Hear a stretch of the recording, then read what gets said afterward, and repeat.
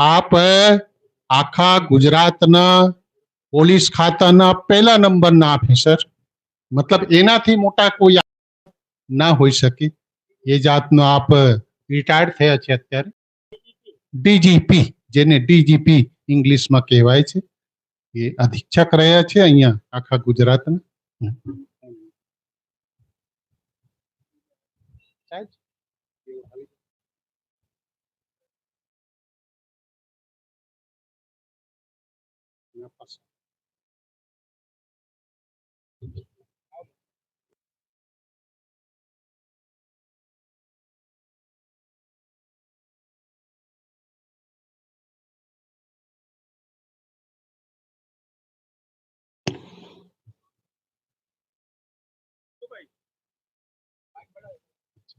बाद में साहब से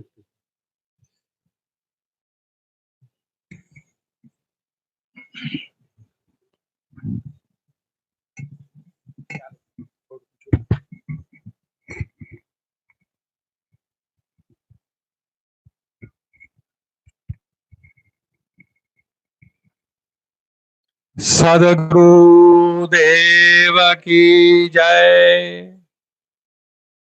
મારે કંઈ કહેવાનું નથી, લાંબી વાત કરવાની નથી. 3 વાગ્યાથી આ સત્સંગનો અને ભજનનો કાર્યક્રમ ચાલે છે. મારે વધારે સમય લેવાનો નથી, પણ જયકારો બોલાવવાનો છે, એટલે બહુ જ જોરથી જયકારો બોલો એવી મારી અપેક્ષા છે. એટલી હદે જોરથી બોલો કે બાપજીએ જે કીધું ને કે આપણી અંદર જે તમસ જે છે એ તમસ નીકળી અને બહાર ઉડી જાય, એટલી તાકાતથી આપણે જયકારો બોલવાનો છે. સદગુરુદેવ કી જય. શાબાશ. કૃષ્ણ કનૈયા લાલ કી જય. રામચંદ્ર ભગવાન કી જય.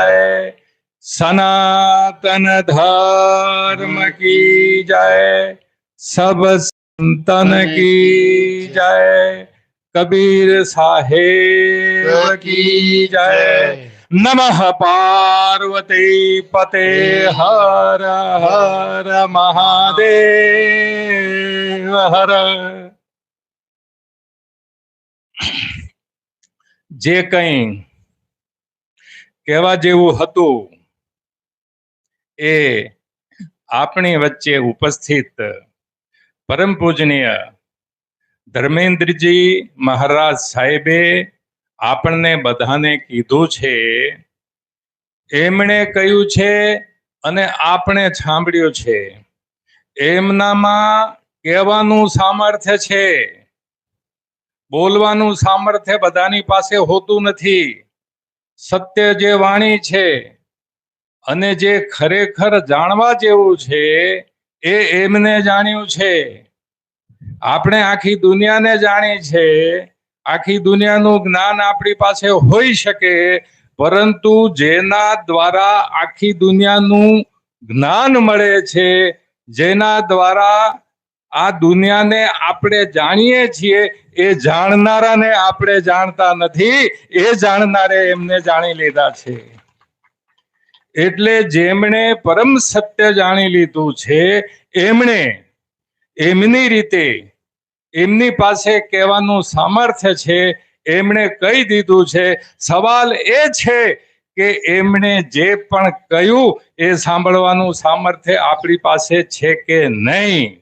પરંતુ આ એક એવું સ્થાન છે, કબીર સાહેબનો આશ્રમ, કોબા સર્કલ, અને એ કબીર સાહેબના આશ્રમના મહંત પરમ પૂજનીય વીરતી સાહેબ, એમની પ્રેરણાથી, એમના માર્ગદર્શન પ્રમાણે, અને એમની આ તપોભૂમિ છે, અને આ તપોભૂમિની અંદર અવારનવાર આ પ્રકારના કાર્યક્રમો થાય છે, સત્સંગો થાય છે. એ સત્સંગોમાં આપણે સૌ આવીએ છીએ, એટલે આપણે પણ એમની પાસે કહેવાની ક્ષમતા છે અને અહીંયા આપ સૌ બિરાજમાન છો, આપની પાસે એ સાંભળવાની ક્ષમતા છે. એટલે આપે એમને સાંભળ્યા હશે જ, સાંભળી લીધા છે. એક વખત આવા સદગુરુ કક્ષાના જે મહાપુરુષો છે, સંતો છે, એમને સાચા અર્થમાં આપણે જો સાંભળી લઈએ તો પછી સાંભળવાનું કંઈ બાકી રહેતું નથી. આમણે કહ્યું કે આપણું જે પરિવાર છે એને જ આપણે મંદિર બનાવીએ, આપણું જે જીવન છે એને જ આપણે મંદિર બનાવીએ, આપણું જે હૃદય છે એને જ આપણે મંદિર બનાવીએ, અને આપણું જે મન છે એ મનને જ આપણે જો મંદિર બનાવીએ તો આ ઈશ્વરને આપણને બહાર ક્યાં શોધવાના, એ તો અંદર બેઠો છે અને ગમે ત્યારે પ્રગટ થઈ શકે એમ છે. આવી પરમ જ્ઞાનની વાણી ધર્મેન્દ્રજી મહારાજ સાહેબે આપણને સંભળાવી છે. વધારે સમય મારે લેવાનો નથી, પરંતુ આ પ્રકારના જે કાર્યક્રમો થાય છે એ વીરતી સાહેબના કારણે થાય છે. તો વીરતી સાહેબને આપણે તાલીઓના ગગડાટથી વધાવી લેવા પડે. ચૂપચાપ અહીંયા બેસી રહીએ એ ચાલે નહીં. આજે કેટલા વર્ષની 99 વર્ષની ઉંમર, કેટલા વર્ષ થયા બાપજીના? 94 વર્ષની ઉંમર છે. આજે તો 20 ને 25 વર્ષની ઉંમરના જવાન છોકરાઓ ચાલતા ચાલતા ઢળી પડે છે. રામ બોલો ભાઈ, રામ થઈ જાય છે. જ્યારે આજે 94 વર્ષની ઉંમરે પણ તેઓ ઈશ્વરમય રહે છે, પરમાત્મા રહે છે, અને આ પ્રકારના સત્સંગોનું આયોજન કરે છે. માટે આપણે ફરીથી એમને તાલીઓના ગગડાટથી વધાવવા પડે. આ પરમ પૂજનીય ધર્મેન્દ્રજી સાહેબ ઠેઠ પ્રયાગરાજથી અહીંયા પધાર્યા છે, અને એમની સાથે આટલી મોટી સંખ્યામાં સંત મહાપુરુષો જ્યારે પધાર્યા છે, એક સંતના દર્શન કરીએ તો પણ આપણો બેડો પાર થઈ જાય. આટલી મોટી સંખ્યામાં અહીંયા સંતો ઉપસ્થિત છે તો એમને પણ તાલીઓના ગગડાટથી વધાવવા પડે. એમના દર્શન કરી અને આપણે ધન્ય થયા છીએ. મારે આ પ્રસંગે એ પણ કહેવું જોઈએ કે આ પ્રકારના સત્સંગ મેળાવડાઓનું જે આયોજન થાય છે એ સંતો દ્વારા એમની પ્રેરણાથી થાય છે, પરંતુ આ પ્રકારનું આયોજન તો આખરે કોણ કરે છે? આપણે ગૃહસ્થો જ કરીએ છીએ. કોણ કરીએ છે? આપણે ગૃહસ્થો જ કરે છે. આ 2 દિવસના જે સત્સંગનું આયોજન છે એ આયોજન ભક્તરાજ શ્રી કનુભાઈ પ્રજાપતિ અને કૈલાસબેન પ્રજાપતિ, એમના માતૃશ્રી શાંતાબેન પ્રજાપતિના સ્મરણાર્થે આટલું મોટું આયોજન કર્યું છે. તો એમને પણ આપણે તાલીઓના ગગડાટથી વધાવવા પડે, એમને પણ આપણે પ્રોત્સાહિત કરવા પડે. આ પ્રસંગે 3 વાગ્યાથી આપ અહીંયા બિરાજમાન છો. સંત મહાપુરુષે જે કંઈ કહેવાનું હતું એ કહ્યું છે. મારે વધારે વાત કરવાની હોય નહીં.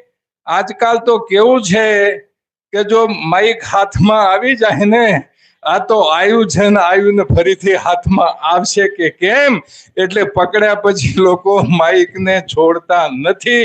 પરંતુ હું મારી મર્યાદા સમજુ છું. વીરતી સાહેબ જ્યારે પણ આ પ્રકારના સત્સંગના કાર્યક્રમો, ભજનના કાર્યક્રમો થાય છે ત્યારે મને અચૂક યાદ કરતા હોય છે.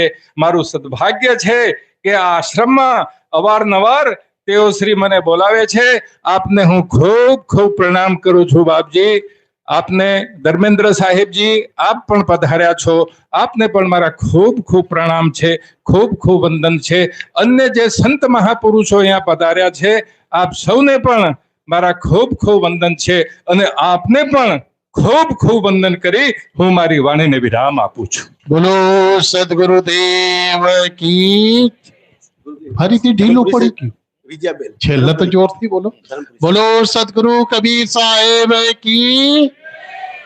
હવે જે લોકો પરમ પૂજ્ય સાહેબજીને અને સંતોને બંદગી કરવા ઈચ્છતા હો તો તત્કાલ આવી જાઓ. પછી હા. अच्छा, એ સાહેબ જી